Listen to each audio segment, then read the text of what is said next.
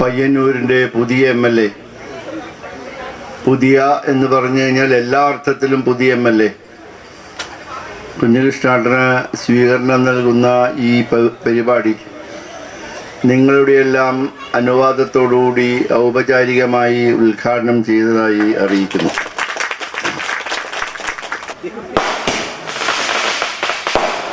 പയ്യന്നൂരിൻ്റെ പുതിയ MLA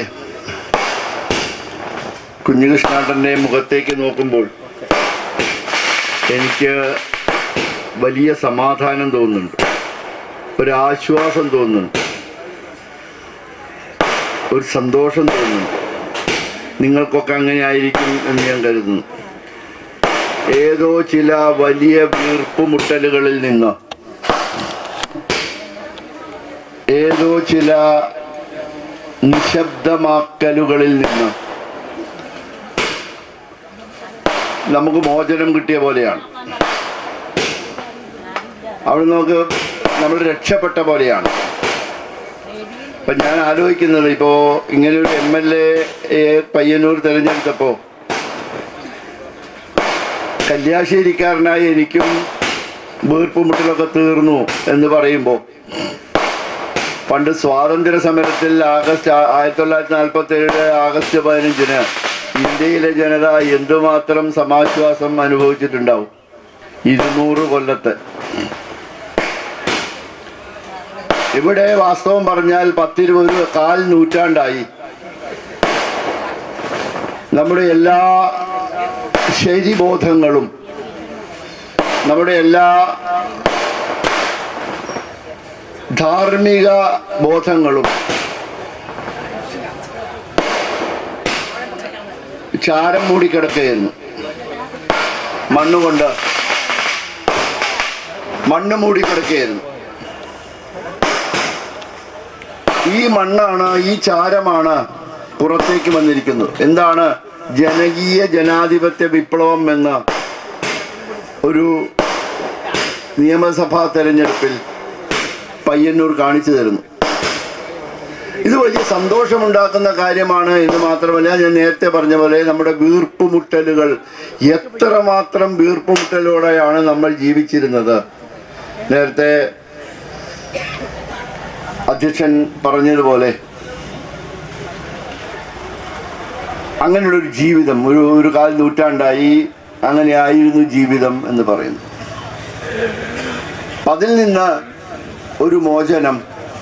വാസ്തവത്തിൽ നമ്മൾ മനസ്സിലാക്കേണ്ട ഒരു കാര്യം, ഇത് പയ്യന്നൂരിൽ ഒതുങ്ങുന്ന ഒരു കാര്യമല്ല.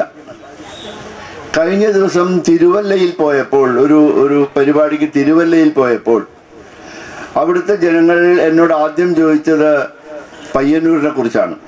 അവിടെ എന്താണ് സംഭവിച്ചത്? 50,000 വോട്ടിന് ജയിച്ച ഒരാൾ തോറ്റുപോയത് എങ്ങനെയാണ് എന്നാണ് ചോദിച്ചത്. അവർക്കൊക്കെ ആ ചോദ്യം ചോദിക്കുമ്പോൾ ഉണ്ടാകുന്ന ഒരു സമാശ്വാസം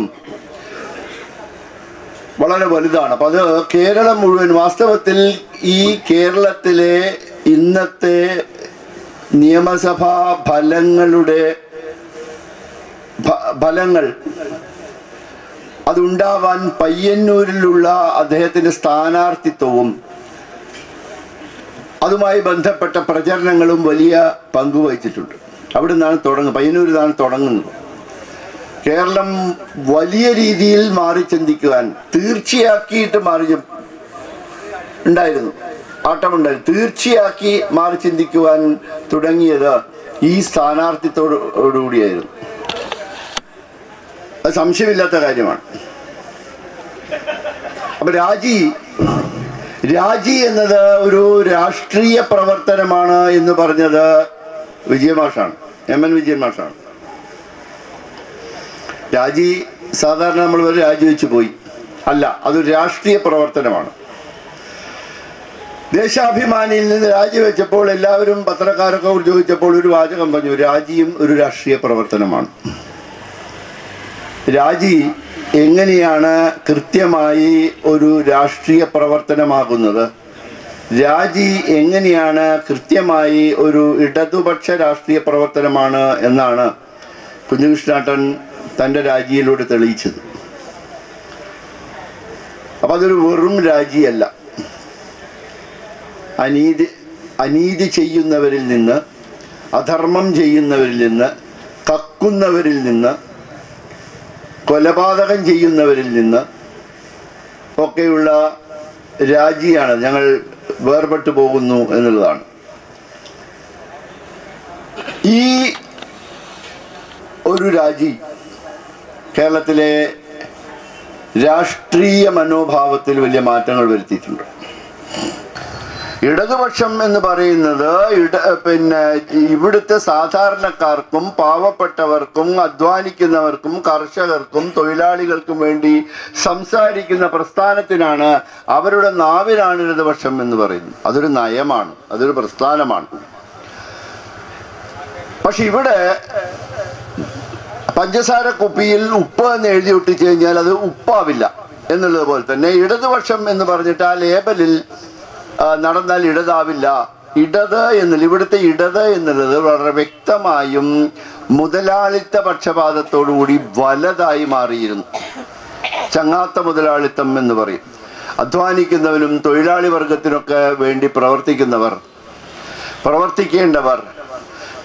മുതലാളിമാരുടെ തോളിൽ കൈയിട്ടുകൊണ്ട് അവരുടെ ആഗ്രഹങ്ങൾക്ക് അനുവാദം കൊടുത്തുകൊണ്ട് അവരുടെ ആഗ്രഹങ്ങൾക്ക് ഒപ്പം നിന്നുകൊണ്ട് കേരളത്തെ മറ്റൊരു വഴിയിലൂടെ നയിക്കുകയാണ് ചെയ്തത് എന്നുള്ളതാണ്. ഒരുപാട് വ്യാജ പ്രചരണങ്ങളിലൂടെ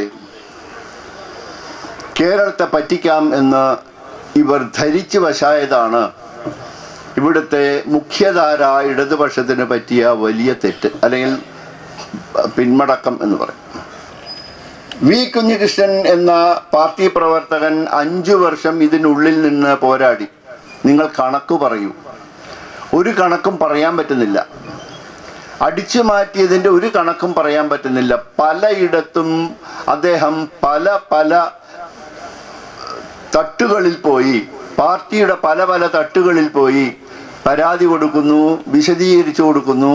ഒരിക്കലും അനുകൂലമായ മറുപടി ഉണ്ടാവുന്നില്ല. പയ്യന്നൂരിലെ ജനങ്ങൾക്കറിയാം ഇതിങ്ങനെയാണ് എന്ന്. കുഞ്ഞികൃഷ്ണൻ പറയുന്നതാണ്, വി കുഞ്ഞികൃഷ്ണൻ എന്ന് പറയുന്ന വ്യക്തി പറയുന്നതാണ്, എന്നുള്ള പാർട്ടി പ്രവർത്തകൻ കമ്മ്യൂണിസ്റ്റുകാരൻ പറയുന്നതാണ് ശരിയെന്ന് ഇവിടെയുള്ള ജനങ്ങൾക്കറിയാം. പക്ഷേ പാർട്ടി മേലാളന്മാർക്കറിയില്ല. അങ്ങനെയാണ് ഇവിടെ വലിയൊരു പ്രശ്നമുണ്ടാകുന്നത്.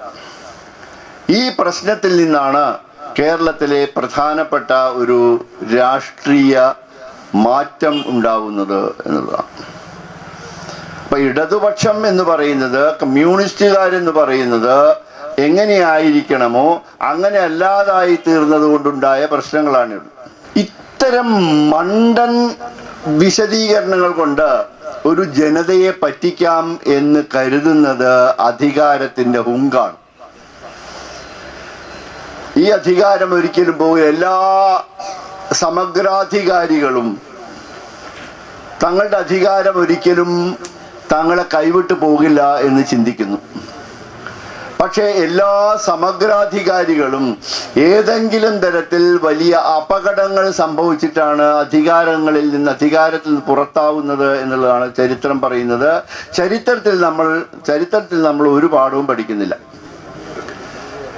എല്ലാ സമഗ്രാധികാരികളും ഏതെങ്കിലും തരത്തിൽ വലിയ അപകടങ്ങൾ, ഹിറ്റ്ലർ സ്വയം വെടിവെച്ച് മരിക്കുന്നു, മുസോളിനിയെ തെരുവിലിട്ട് ചവിട്ടിക്കൊല്ലുന്നു.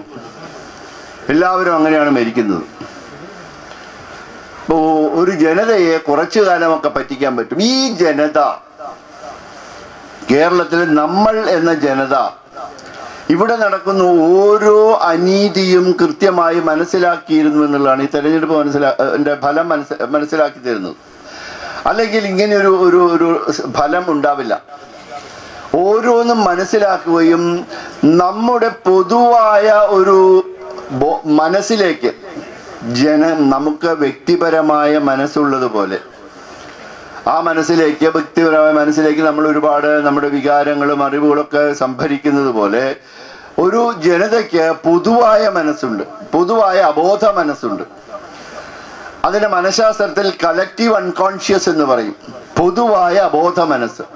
ഈ പൊതുവായ അബോധ മനസ്സിലേക്ക് നാട്ടിൽ നടക്കുന്ന കാര്യങ്ങളൊക്കെ ഇങ്ങനെ അത് മുദ്രിതമായിക്കൊണ്ടേയിരിക്കും. അപ്പോ ചില ഘട്ടങ്ങൾ വരുമ്പോൾ, ഉദാഹരണമായിട്ട് തെരഞ്ഞെടുപ്പ് വരുമ്പോൾ, ജനത ഒറ്റ കണ്ണുകൊണ്ട് കാണുന്നത് പോലെ, ഒറ്റ മനസ്സുകൊണ്ട് പ്രതികരിക്കുന്ന പോലെ, ഒരു ബുദ്ധി കൊണ്ട് ചിന്തിക്കുന്ന പോലെ ചിന്തിച്ചു എന്ന് വരും. അരിവാൾ ചുറ്റി കണ്ടപ്പോ ഒന്ന് നെടുവീർപ്പിട്ടിട്ട് അപ്പുറം കുത്തി. ഞാനങ്ങനെയാണേ, നിങ്ങളെങ്ങനെയാണെന്നൊക്കെ അറിയില്ല. വേറെ നിവൃത്തിയില്ല, നമുക്ക് രക്ഷപ്പെടാൻ വേറെ നിവൃത്തിയില്ല. അപ്പോഴാണ് സ്വരാജ് പറയുന്നത് ഉദാസീനമായി വോട്ട് ചെയ്തു, ഉത്തരവാദിത്വത്തോടെ വോട്ട് ചെയ്തിട്ടില്ല എന്ന്. വലിയ കവി ബൃഹത്തിന്റെ ഒരു വാചകമുണ്ട്, ഒരു കവിതയുടെ അവസാനം. ഇങ്ങനെയൊക്കെ ചെയ്ത ജനങ്ങളുണ്ട്, ഈ ജനങ്ങളെ, എന്നാൽ നിങ്ങൾ ജനങ്ങളെ പിരിച്ചുവിട്ടേക്കുക എന്ന് പറയുന്നത്. നിങ്ങൾ ജനങ്ങളെ പിരിച്ചുവിട്ടേക്കുക എന്ന് പറയുന്നത്. ഈ ഉദാസീനമായി ഒക്കെ വോട്ട് ചെയ്ത ജനങ്ങളെ നിങ്ങൾ എന്തിനാണ് വെച്ചുകൊണ്ടിരിക്കുന്നത്? അവരെ പിരിച്ചുവിട്ടേക്കുക. ഇത്തരം പ്രതികരണങ്ങളാണ് അടിത്തറ ഭദ്രം. അതൊരു സ്ഥിരം വാചകമാണ്, അടിത്തറ ഭദ്രം. അടിത്തറ ഭദ്രമായിട്ട് എങ്ങനെയാണോ 102 സീറ്റ് അപ്പുറത്ത് കിട്ടിയത്? 60% വോട്ട് ഷെയറുള്ള ഒരു നിയോജക മണ്ഡലമാണ് പയ്യന്നൂർ. എന്നിട്ട് എന്തായി? കമ്മ്യൂണിസ്റ്റ് മാർക്സ് CPIM-ന് 60% വോട്ട് ഷെയറുള്ള ഒരു സ്ഥലമാണ് പയ്യന്നൂർ. അവിടെയാണ് ഒരു കമ്മ്യൂണിസ്റ്റുകാരനായ CPM അല്ലാത്ത ശ്രീ വി കുഞ്ഞികൃഷ്ണേട്ടൻ ജയിച്ചത്.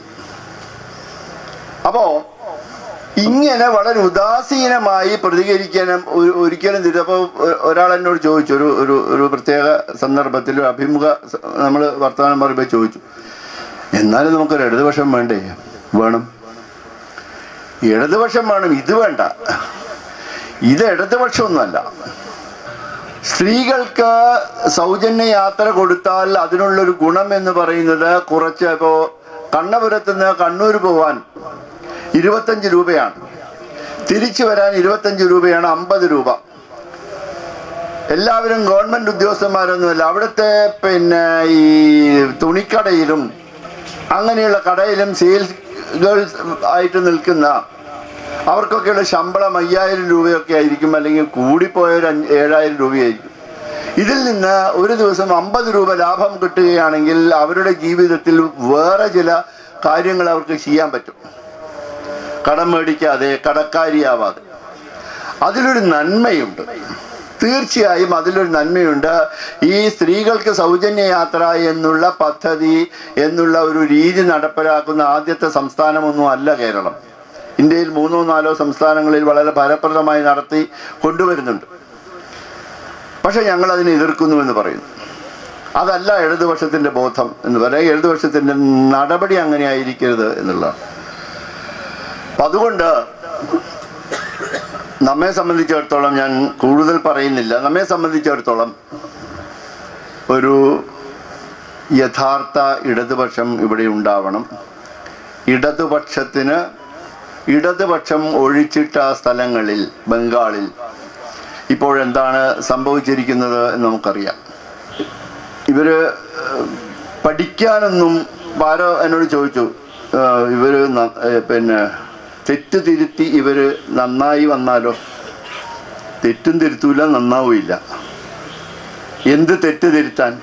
ശബരിമലയിലെ പ്രശ്നങ്ങൾക്ക് മുഴുവൻ ഒരുപാട് മാനങ്ങളുണ്ട്. ആ പ്രശ്നങ്ങളിൽ അവർ കണ്ടുപിടിച്ച പ്രശ്നം യോഗിയുടെ കത്ത് വായിച്ചതാണ്. ഞാൻ അറിഞ്ഞിടത്തോളം, നിങ്ങൾക്കാണ് കൂടുതൽ നന്നായിട്ട് അറിയാം, ഞാൻ അറിഞ്ഞിടത്തോളം കമ്മ്യൂണിസ്റ്റ് പാർട്ടി മാർക്സിസ്റ്റിന്റെ ഈ ലോക്കൽ കമ്മിറ്റി, ബ്രാഞ്ച് കമ്മിറ്റി യോഗങ്ങളിലെല്ലാം അതിനിശിതമായി നേതൃത്വത്തെ വിമർശിക്കുന്നുണ്ട്. മാറണം, ഇവര് നേതൃത്വം മാറണം എന്ന രീതിയിൽ വിമർശിക്കുന്നുണ്ട്. പക്ഷെ അതൊന്നും മുകളിലേക്ക് പോവില്ല എന്നുള്ളതാണ് വാസ്തവം. അപ്പൊ ഈ ഒരു അവസ്ഥയിൽ നിലവിലുള്ള ഈ ഇടതുപക്ഷം എന്ന് വിളിക്കുന്ന ഇടതുപക്ഷമല്ലാത്ത ഒരു സംഭവത്തിൽ നിന്ന് നമുക്ക് ഇടതുപക്ഷത്തിൻ്റെതായ ഒരു കാര്യവും നേടാൻ കഴിയില്ല, അല്ലെങ്കിൽ കിട്ടാൻ വഴിയില്ല എന്നുള്ളതുകൊണ്ട് ഇത്തരത്തിലുള്ള ചെറിയ ചെറിയ പ്രസ്ഥാനങ്ങൾ, കേരളത്തിൽ പലയിടങ്ങളിലും പല പ്രസ്ഥാനങ്ങളുണ്ടായിരുന്നു. ഒടുവിൽ വിജയമാഷിൽ തന്നെ അവസാനിപ്പിക്കാം. വളരെ പ്രസിദ്ധമായിട്ടുള്ള വരികളാണ്.